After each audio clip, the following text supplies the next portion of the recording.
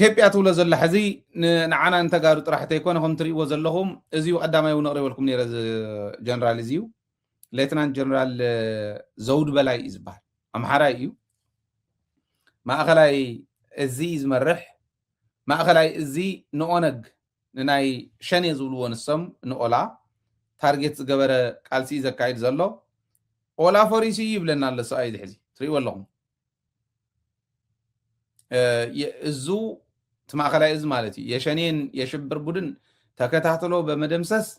ዓመርቂ ውጤት ማስመዝገቡ ተገለጸ ይብለኩም ኣሎ ናይ ፌደራል ዲሞክራቲክ ሪፐብሊክ ኦፍ ኢትዮጵያ ዲፌንስ ፎርስ ፔጅ ጽሒፎምሉ ዘውዱ በላይ ክንደይ ሰራዊት ይግብር ከም ዘሎ ንዝፈልጦ ዝገርም እዩ ትሕዚ ዝገልጾ ዘሎ ንዝፈልጦ ሰብ ኦላስ ከመይ ገሩ ይቆልቦም ኣሎ ባይዘ ወይቱ ናይ ኦሮሞ ናጽነት አርሚ ምስ ናይ ኦሮሞ መንግስቲ ምስ ናይ ኦሮሚያ መንግስቲ ተናቢቡ ይሰርሕ ምስ መንግስቲ ተናቢቡ ይሰርሕ ምስ ናይ ኦሮሚያ መንግስቲ ለዚ በዚ መጽኹም በዚኹም ዝገብሩ ኣለው እንዳተባሃለ ዝሰርሕ ዝቃለስ ዘሎ ሰራዊት ወዲዮ እዮ ሕዚ በቃ ናብ ተራ ናይ ሽፍታ ስራሕ ያእትዩ ዘሎ ወዲዮ እየ ይብል ዘውድ በላይ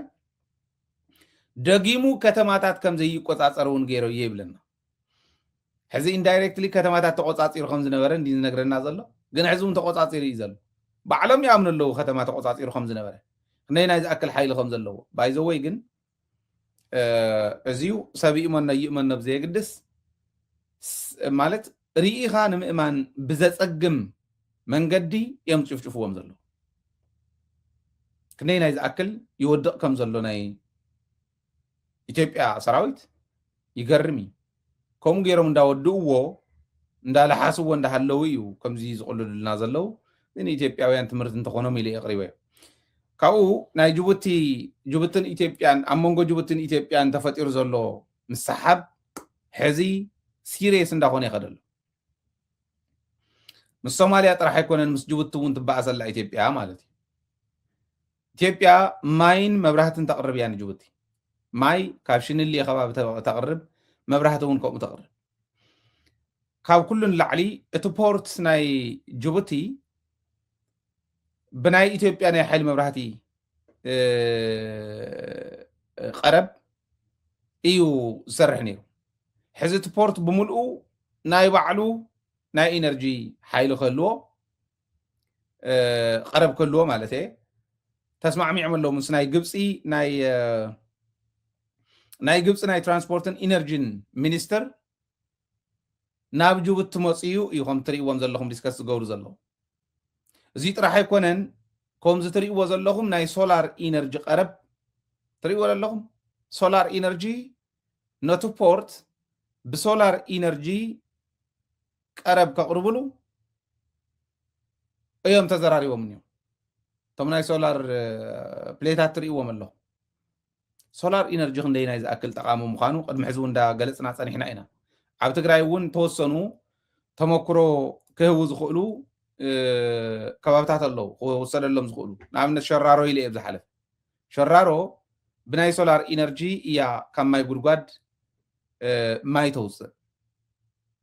ጀነሬተር ይትፅበን ነዳዲ ተዓፅወን ተበለነ ይትብልን ኣብዪ ኣሕመድ መብራህቲ ቆሪፁ እቲ ማይ ጠፊኡሎ ይትብልን ብሶላር ማይ የውፅ ኣለዉ ኣበስገደ እውን ርኢ ኣለዉ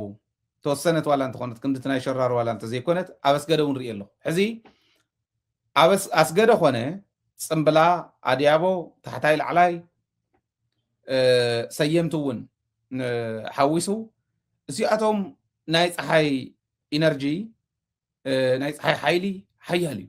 ካብ ጅቡቲ ክንመሃር ክንክእል ኣለና ፖርት ሙሉእ ብሶላር ኢነርጂ ክነቕርብ ኢና ኢሎም እዮም ፕሮጀክት ሓንፂፆም እኒአው ኢጅፕት ሕዚ ሓይሊ መብራህቲ ካብ ኢትዮጵያ ስለ ዝረክብ ፀገም ንሎ እዩ ፖርት ንስኹም ተወሲድክዮስ ፀገም ከይፈጥረለይ ምስ ኢትዮጵያ ስለተባሃለት እያ እዚ ዓይነት መፍትሒ ሒዛ መፅያ ብሶላር ክንፈትሖ ንኽእል ኢና ኢሎም ኣለዉ እዚ ኢሎም ኣለዉ ኢትዮጵያ ሉ ዝትገብር ዶ ኦፍኮርስ ሓይሊ መብራህቲ ኢትዮጵያ ክትቕርብ ከላ ማይ ኢትዮጵያ ክትቕርብ ከላ ጅቡቲ ፖርት እያ ትባ ለዘብኡ ዝከሓስ ገንዘብ ነይሩ እዩ ወላ ብዙሕ ገንዘብ ጅቡቲ ካብ ኢትዮጵያ ትረክብ እንተኾነት ስለዚ ኢትዮጵያ ሉ ዝትገብረላ ዕዳጋ እያ ትስእን ዘላ ማለት እዩ ርግፅ ናብ ካሊእ ዓዲ ክትሰደይ ትኽእል ኣይኮነን ግን ንጅቡቲ ተሸይጣትላ ብዙሕ ይኮን ነይሩ ሶላር ኢነርጂ ብከምዚ እንተለሚዳ ጅቡቲ ናይ ባዕላ ኢነርጂ ውሕድ ህዝቢ ስለ ዝኾነ ንእሽተይ ዓዲ እውን ስለ ዝኾነት ናይ ባዕሎም ክኽእሉ ይኽእሉ እዮም ኢጅፕት እውን ክሕግዘኩም ድልውቲ እየ ኢላ በዚ ደረጃ ዝተኸደላ ማለት እዩ ማይ የቕርቡ እዮም ዲሳሊናይዜሽን ፕላንት ክትከል ኣብ ጅቡቲ ይሸባሸው ኣለዉ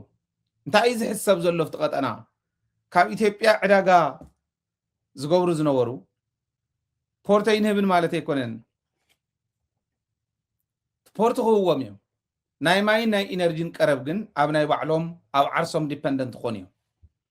ኣብ ዓርሶም ዲፐንደንት ተገይሮም ኢትዮጵያ ዕዳጋ ትስእነላ ገንዘብ እውን ዝትገብረላ ማለት እዩ ምናልባሽ ፖርት ክቅይር እየ እንታይ ኢላ ንሶማሊላንድ እንተኸይዳ ኢትዮጵያ ቦቲ ሕዚ ዝመፅእ ዝኒሄ ሶማሊላንድ ሃገር ኮይና ኦረዲ ብዓለም ተቐባልነት እንተረኺባ ሃገር እውን እየ ኢላ እያ ትሰርሕ ግን ብሶማሊላንድ ንኺድ እንተተባሂሉ ከዓ ኢትዮጵያ ምስ ዓልሸባብ ዘዋግኣ ሶማልያ ባዕላ እያ ዓልሸባብ ኮይና ክትወግኣ ሶማልያ ባዕላ ምክንያቱ ኢትዮጵያ ፖርት ንኸይትጥቀም ክንደይ ናይ ዝኣክል ከም ተኸየደ ትፈልጡ ኢኹም ማለት እዩ ኣብ ከባቢና ዝፍጠር ዘሎ ቀውሲ እንታይ እዩ ዝመስል ዝኸይድ ዝኒሄ ንኣብነት ብኤርትራ ወገን ከይትመፅእ ኤርትራ ድሕሪ ሕዚ ደጊማ ንኢትዮጵያ ንኸይተኣምና ብዝገብር መልክዑ ምስ ኤርትራ ተባኢሳ ኣላ ምክንያቱ ናይ ኢትዮጵያ ድልየት ናይ ባሕር ዋንነት እምበር ናይ ባሕር ተጠቃምነት ኣይኮነን ሎሙ ናይ ባሕር ዋንነት ኢሎም ዝኩሉ ዝፍክርዎ ዘለው ኢትዮጵያውያን ፅባሕ መን ከኣምኖም ኤርትራ ኣሚና ከመይ ገራ ትእትዎም እንተኣትዮም ካሊእ ነገር ክሰርሑ እዮም ክትብል እንድያ ንሶማሊላንድ እንተኸይዶም እውን በርበራ ናህና ነበረ ካሊእ ነበረ ይብሉ ኣለው እዮም ሳውን ክትጥርጥር እያ ብካሊእ መንገዲ ይኾን ሶማልያ እውን ስቀይ ትብልን ጥቃዓት ክትፍፅም እያ ተፃዒነን ዝመፃ ፖርት ዋላ እንተረኸቡ ተፃዒነን ዝመፃ ክንደይ መከራ ክገጥመን ከም ዝኽእል ፍለጥዎ ጅቡቲ ቦቲ ትኸዶ ዘላ እንተኸይዳ ኢትዮጵያ ዘላትሉ ኩነታት ከመይ ዝበለ መዋጥር ምዃኑ የርእየና ኣሎ ማለት እዩ ስለዚ እዚ ምስተውዓል መከታተል የድሊ እዩ ፖለቲከኛታትና ይከታተልዎ ዶ ይከታተልዎን ንሪኦ ኣብ መወዳእታ ኣብ ዝሓለፈ ናይ ሰመማ ከተማ ኣብ ድሕሪ ናይ ከንቲባ ቤት ፅሕፈት ኣብ ድሕሪ መዘጋጃ ቤት ዝነበረ ርስሓት ዝነበረ ጓሓፍ ኣርኢና ነይሩ ሰመማ ኣብ ምዕባይ ዘላ ከተማ ዋላ እንትኾነት ኣብ ድሕሪ ናይ ከንቲባ ቤት ፅሕፈት ጓሓፍ እንተሃልዩ ዓይኑ ክርኢ ዘይኽእል መራሒ እዩ እንዳረኣየ እውን ክመርሕ ከኣሊ ዝኽእል መራሒ ኣይኮነን ማለት እዩ ዘርእየና ነይሩ ሕዚ ታብ ቀዳማይ ምስ ሕለፍናያ ሪኦም ዓልዮም ኣለዉ ባይዘወይ ሚድያ ምስ ሕለፎ ምእላይ ምኽኣል ዘዳምፅ መራሕ ኣሎ ማለት እዩ ዘዳምፅ መራሕ ኣሎ ማለት ንዓይ ዘርእየኒ ምስ እዩ ሚድያ ምስ ሕለፍናዮ ፅሬት ጀሚሮም እንዳትሪእዋ ዘለኹም ማለት እዩ ከምዚኣ ፅሬት ጀሚሮም ፅብቕቲ እያ ኣብ ድሕሪታ ናይ ከንቲባ ቤት ፅሕፈት ዝነበረ ዘርኣናያ እያ ኣብቱ ከተማ ዘሎ ፀገማት ከዓልዩ ዝኒሄ ርስሓት ከቃፅሉ ከተምኦም ከፅርዩ ከባቢኦም ከፅርዩ ጀሚሮም ዝኒሄው ማለት እዩ እዚኣ ፅብቕቲ እያ ካልኦትኩም እውን ከምዚ ዓይነት ተመክሮ ክህልወኩም ፅቡቅ እዩ ሕና ከም ሚድያ ንኩሉ ክንበፅሖ ንኽእል ዶ ክፅግመና ይኸውን እዩ ንሕዚ ብፍላይ ኣብ ኩለን ዞባታት ስቱድዮ እንተዘይሃሊድና ኣሸጋሪ እዩ ዝኸውን ኣብ ኩለን ዞባ ስቱድዮ ክህልወና ኣለዎ ስቱድዮ እንተሃልዩ ኣብ ሕድሕድ ዞባ ናብ ወረዳ ምውራድ ብዙሕ ይኸብድን ናብ ወረዳታት እናወረድካ ናብ ከተማታት እናኸድካ ኩነታት ምጉብናይ ከም ሚድያ ናይ ህዝቢ ወገን ኮንካ ናይ ህዝቢ ድምፂ ኮንካ ምቕፃል ብዙሕ ይኸብድን ስቱድዮታት ተዘይተሰሪሖም ግን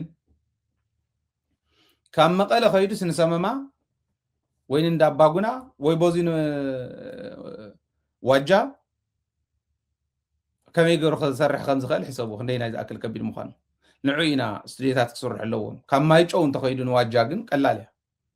كاف شير أنت قيد نسمى قلالها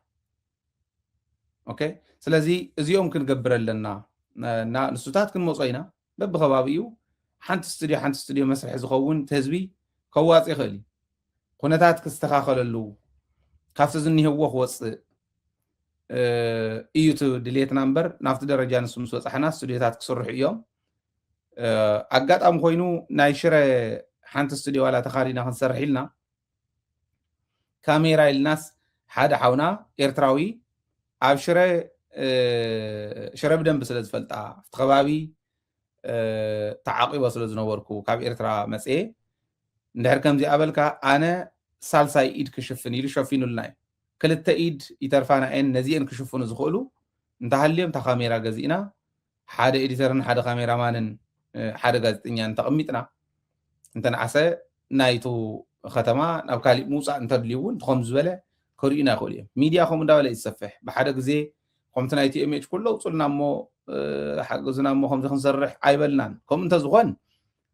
بك أنا حلفتها دقاف زي ترلي حرساز قالت ميديا ما جورنا يعني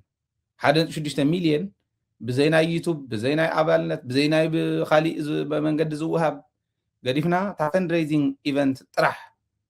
زوات حد شديش مليون ناي تي ام اتش ثلاثة جزا مالتي سلسته جزا جزيرة سلستي جزا خراينا تخاري ساتلايت النخفلة تا ميديا زل علما هزونا قلقلت كتنبر أخولي نيرو كم يقر كاتم محدروت هزب زوص أغنزبي سأل كاري خان نخفل كام ستودع أن عولو صوتبل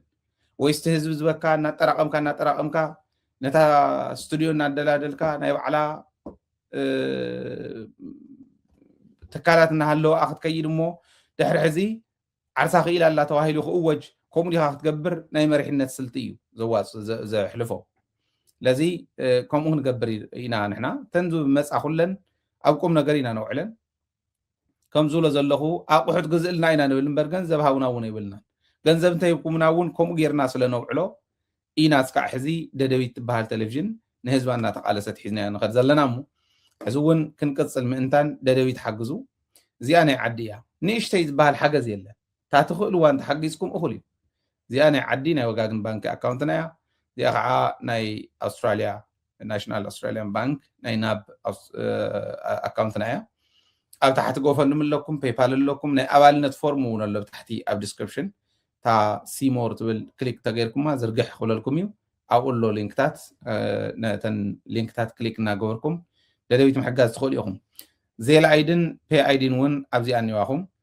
QR كود ناي قوفن مي عبد الله ኣብ ዩቲዩብ ቻናልና ጆይን ትብለላ ጆይን እንተገይርኩም ኣባላትና ኮንኩም ክትዘልቁ ትኽእሉ ኢኹም ሚድያ ሓጊዝና ጥራሕ ኢና ህዝብና ክነሳግሮ ንኽእል ሚድያ ክነሕግዝ ኣለና ምክንያቱ ናይ ፀላእትና ዓቕሚ ሚድያን ፕሮፓጋንዳን ስለ ዝኾነ ማለት እዩ እዚኡ ብደንቢ ክትሰምዑን ኢኹም ኢለ እየ ዝኣምን በብዘለኹም ሰላም ክኾነልኩም ናይ ኩሉ ግዜ ትምኒትናን ስራሕናን እዩ ለይትን ቀትርን ንሰርሕ ህዝብና ካብቲ ዘለዎ መከራ ክወፅእ እዩ ኣደዳ ፀላእቲ ከይኾን እዩ ኣደዳ ከም በዓል ጌታቸው ዝበሉ ሓሰማታት ንኸብዶም ጥራሕ ዝሓድሩ ከይኾን እዩ እዚ ከም እንወፅኦ ምንም ኣይጠራጠርን እየ ፅባሕ ካሊእ እዩ እቲ እዋን ፅባሕና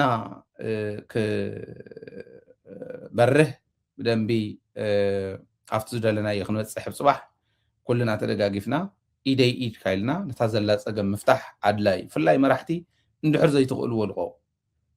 ናተይ ፃውዒት ንሱ እዩ زي خيل مراحي يلقى أي تقولون داولناكم قوتت تيتولو نسألكم إنا مور نسألكم ببجزء إمبر نفتناكم إن خد لذي ندخبرناكم ندهلنا نايكو برات صرحو